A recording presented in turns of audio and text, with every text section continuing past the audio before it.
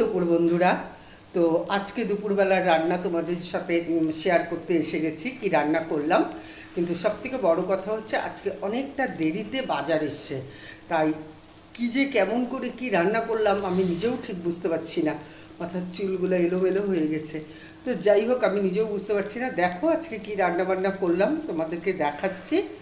দেখো এখানে পটল ভাজা আছে, এই যে পটল ভাজা, ঢ্যাঁড়স ভাজা, মানে সব ফ্রিজে কম কম ছিল, ওগুলোকেই শেষ করেছি। আজকে নতুন বাজার এসছে, এই যে ঢ্যাঁড়স ভাজা, মুসুর ডাল, আর ঘাটালাম না, ধোয়া উঠছে এখনও, দেখুন অনেকটা বেলা হয়ে গেছে।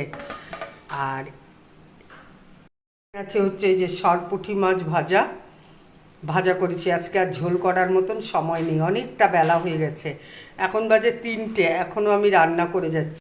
দেখো এখানে এখনও হচ্ছে মাছের ডিম আর একটু তেল হচ্ছে চচ্চড়ি।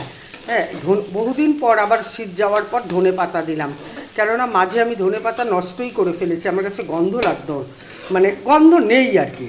তো এখন দেখতে পাচ্ছি ধনে পাতাগুলো বেশ ভালো গন্ধ হয়েছে, তো সে কারণে আবার ধনে পাতাটাকে অ্যাড করলাম। বুঝতে পারলাম না, এবারে ধনে পাতাটা বেশ গন্ধ আছে। আর মাছের তেল চচ্চড়ি কিংবা ডিম চচ্চড়ি মাছের দিলে বেশ ভালো লাগে।